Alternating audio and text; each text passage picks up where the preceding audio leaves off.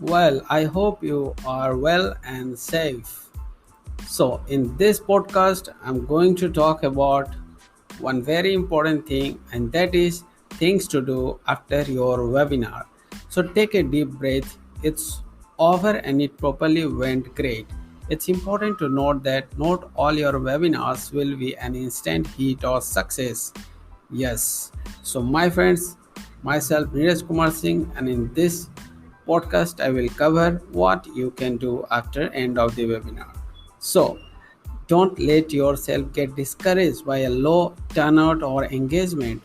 With good research, preparation, and execution, you can master the art of webinars quite easily. So make sure to do the following things once the webinar is over. So the first task is send a thank you email with summary of the webinar discussion. So doing this will not just help you audience remember what they learned but also help them go back to what their discussions was. Ask to rate the webinar and leave feedback for what could be done better. So it's very important if you have arranged webinar. So try to get feedbacks what they have learned and what they are not getting the benefits from your webinar. So the forms could come in handy at his point as well. Always ask for feedback from the audience and allow them to offer your qualitative feedback as well.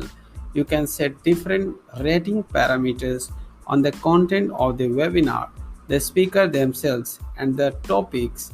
Use and implement this feedback in your next webinar so your users have a greater experience.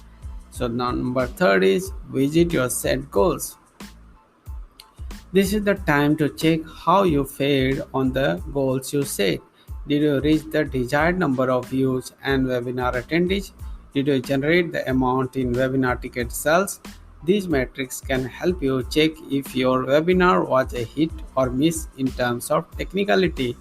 So it's better to generate, analyze the things, whatever goal you have set. So the number fourth is build a mailing list of webinar leads and nurture them.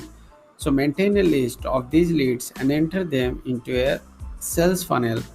Yes, so whenever you get any leads, you just add to a sales funnel and you just nurture them, provide values, provide different types of contents that they can remember you and they will be the future customer. So these are the four topic which I have covered. So thank you so much for joining and thank you so much for listening my podcast. For now, it's bye bye.